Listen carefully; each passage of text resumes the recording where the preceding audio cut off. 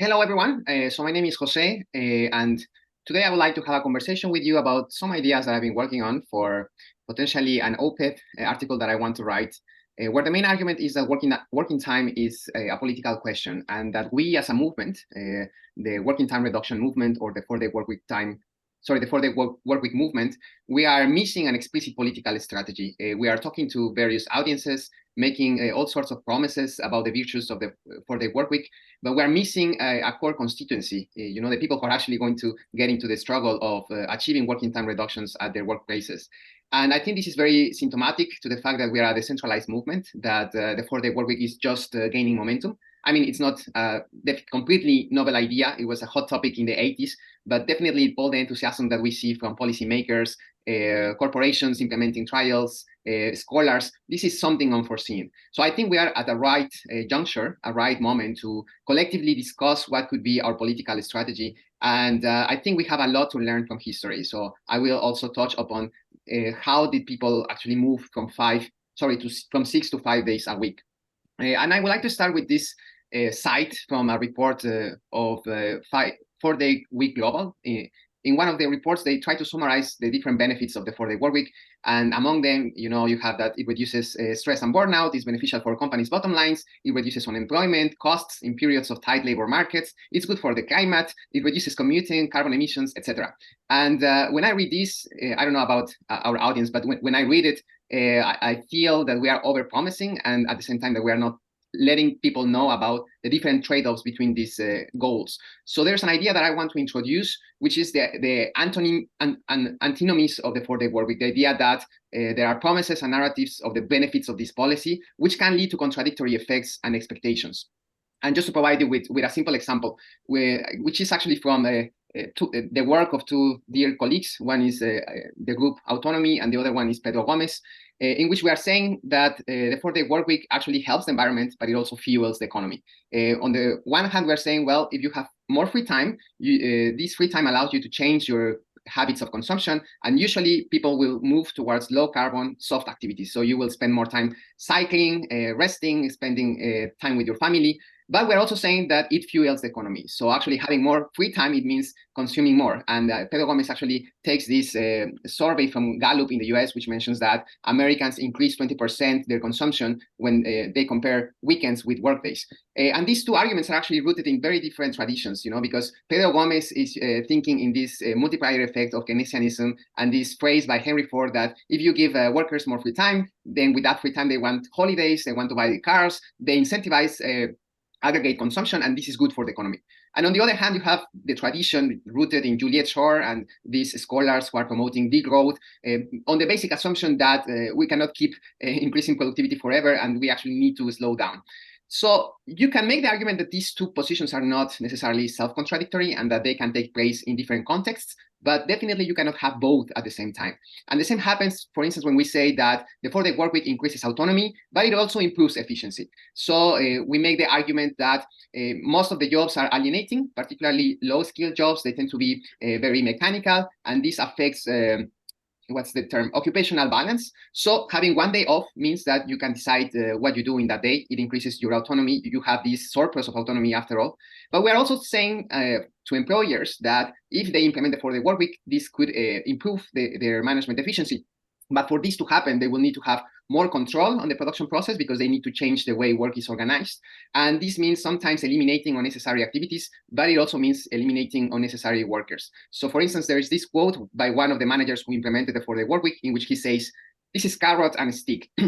This is a carrot and stick policy in that it does come with an expectation from management that employees will be meeting, if not exceeding, performance expectations. If performance expectations aren't met, there might be other people out there that would be better suited to this type of flexible work policies.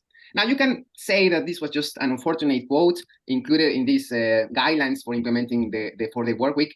But, when you actually look to the report of how we are doing in the trial in the UK, also issued by the Autonomy Group, you find that managers are asking staff to analyze and time each step of the manufacturing process to identify ways to save time and develop a new set of production targets. This actually aligns with a report by Delaney and Casey in 2022, in which they did some ethnographic work with workers in the context of the 4-day workweek, and they find that in order to gain some freedom from work, employees were prepared to relinquish some freedom in work. So we have again this trade-off, right? Because we are promising workers that their autonomy will increase, but we are also saying efficiency will increase, which means that autonomy gets reduced at the workplace. And last but not least, we also have this tension between unemployment and productivity. On the one hand, we're saying, well, actually, this could help to reduce unemployment, because taking 20% of working time, it means that you require to hire new people, right, to make up for this deficit. But at the same time, we're telling employers, well, you actually don't have to worry, because these personnel that now are more rested, they will be also more creative, they will be more engaged with their jobs, they will be more satisfied, and as a result, productivity will not suffer. Actually, productivity might actually increase.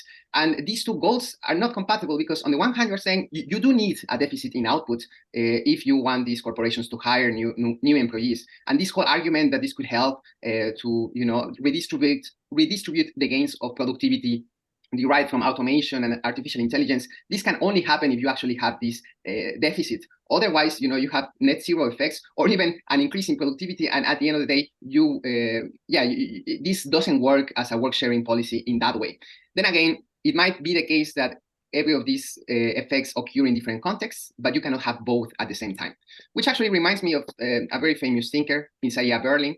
He said that some public values are incommensurable, or another way of saying it is that we cannot make everyone happy at the same time. And Isaiah Berlin, he departed from the idea that if we believe that there is an objective common good that is identifiable by everyone just by using our reasoning, and if we identify that there are actually competing values and that everyone has their own interest, then that opens up the possibility of politics, right? Because then it means that we need to reconcile different interests, but there's never one that is absolute and beyond everyone else. And this agony and this conflict, he says, are of central importance for the freedom to choose. So it's actually good that these objectives are not completely harmonic, but we need to recognize that, and we need to embrace the trade-offs. And I think it's better that we do it earlier than later, because there's also now starting to appear more critical papers on the potential effects of the 4-day workweek. So we have this paper by Timothy Campbell, in which he does a systematic review on all the trials and experiments of the 4-day workweek. One of the findings is that increases in productivity is inconclusive or questionable. Then we have this more harsher paper by Hugo Coelho, issued by the European Commission, in which he actually focuses on more recent trials. And he's pretty much saying that the quality of these trials, the rigor and validity is really questionable. And you can have a lot of endogeneity problems because they never control for different variables. So you can have, for instance, that employees are actually increasing their productivity not because of the working time arrangement, but because they are pressured, and it's like a self-fulfilling promise in which they want to please the managers, or they want to keep up with the promise of a high output. And then it's not really because of the policy, but because these expectations that you get these results. He also makes the argument that the managerial personality might influence. And then we also find some problems, like, for instance, the pilot implemented by Microsoft in Japan, the way they were measuring productivity was based on sales. And if you measure sales as your standard of productivity, then there are a lot of environmental variables that come into play. So why is this important? Because I think we need to recognize that we cannot have it both ways, that we need to prioritize the objectives of our movement, and we need to define a clear theory of change. We need to conceptualize who is our core constituency and our secondary supporters. Right now, so far, I have said that we don't have a theory of change, but I think we do. It's just that it's very implicit. But when you hear people talking about the 4-day workweek, they usually give you this narrative that, in one country, there is this great innovator, entrepreneur, who gets to convince other fellow industrialists. Then they get to industry level agreement, and eventually, they get to persuade the government to implement a national policy, which then spreads around the world. And they usually take as a reference the way we moved from 6 to 5 days, and the influence of Henry Ford in his fellow American industrialists, until they got into this iron and steel agreement. They mentioned a lot the Fair Labor Standard Act of 1938 and some of the recommendations issued by the International Labour Organization. But when we go back to history and when we look more critical perspectives on how this process actually happened, we see that not everyone thinks this was the best way to go. So one of those authors is David Roediger. He has this essay called The Limits of Corporate Reform, Fordism, Taylorism, and the Working Week in the United States.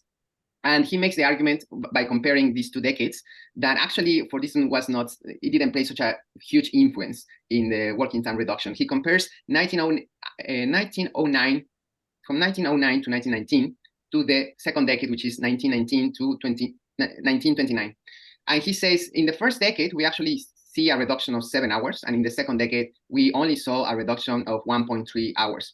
He, of course, is taking 2 different data points from different time series. One is the Jones series, and the other is the Owen series. But if you do the average of both changes, you see that there's actually true. No, there was a significant difference between the first decade and the second decade. Now, when you look this in the bigger picture, you find that changes in working time were consistent from 1909 to 1919, and then there's some type of stagnation from 1919 to 1929. Now, of course, Henry Ford implemented his pilot in 1926, so it was in the second decade. But the argument Roediger is making is that in this first half of the decade, you had a lot of influence of Taylorism and already for these kind of ideas, right? So his main argument is that the effect on Taylorism and Fordism is minimal, and there's something that happens before which actually, in his opinion, was more effective.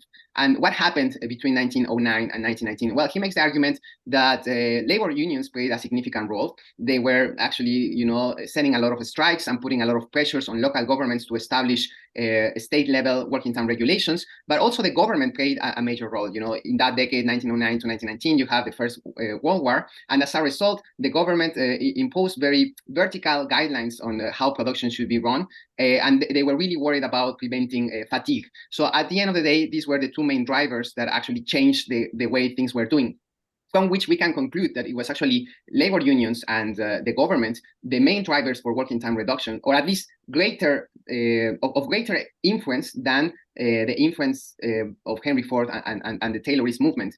This, of course, sets 2 different approaches, right? One is persuading managers and industrialists of what is the most optimal way of doing things and why is this so convenient for them.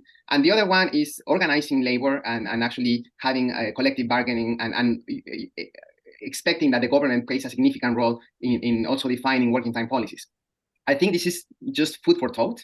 We can, from these ideas, start the discussion. But I think it changes a bit the narrative that usually we hear about how we achieved the 5-day work week.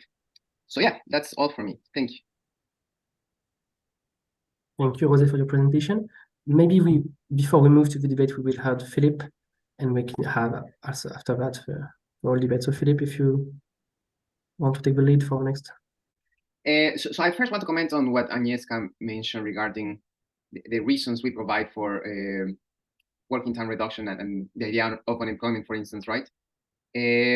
I think that at this point, we have been focused a lot on providing consequentialist explanations of why the 4-day work week is important. So it is important, or it is possible to the extent that it improves productivity. It improves employee well-being. It doesn't affect the economy. So to the extent that it aligns with an ultimate rationality of efficiency, then we believe that we might be more accepted by any outsider. But I think it relates back to the theory of change that we have, the implicit theory of change, that we need to convince a lot of managers so that they accept to start a trial at their company. And there will be a point of critical mass in which a whole industry might change, and that change will lead to a change in another industry up to the moment that we reach a national or an international consensus. But at least from the research that I've done in the process that they followed in the US, this was never the case. So actually, this essay that I cited from Roediger is full of anecdotes and articles written by American industrialists who actually make fun of Henry Ford, and they say that this is a crazy idea, that they are not willing to take part of it. Some of them actually took part of them, and they had the trials, and the results were the opposite. So it showed that productivity didn't increase, and actually output reduced. So this is to say, it was never the case that Henry Ford's innovation persuaded everyone, and then there was this bottom-up approach in which almost by, let's say, like organizational ecologists always suggest that when one organization finds a more efficient way to go, others will follow suit because then it's in their own benefit. Well, at least historically, there's not enough evidence to suggest that this was the case in the US. Rather, there's a lot of evidence to make the case that the government played a bigger role, and the struggles that unions actually had at their workplaces and the strikes and the labor movement were essential. But just to get it back to my main argument, I think we are being focused quite a lot on a consequentialist logic because we believe that we need to prove to these managers that this is a good managerial practice. But when we look at other type of movements, I never saw, Carterists or the suffragists convincing that getting the vote for women or the vote for everyone was good because of the economy. It was aligned with efficiency. I think also taking an approach in which, and Agnieszka mentioned this, this is something fair, this is something just for our society, without at the same time, take some of the pressure on trying to prove that this has so many benefits. And just as a quote, there is this essay also by Paul Lafarge, I think in French is le droit à la paresse, the right of to be lazy. And I really liked his ideas because he didn't have to justify with all these benefits on productivity the right of working time reduction. And he actually suggested 15 hours a week to say or to make the case that workers have the inherent right to enjoy their lives and not spend them just working for capitalists.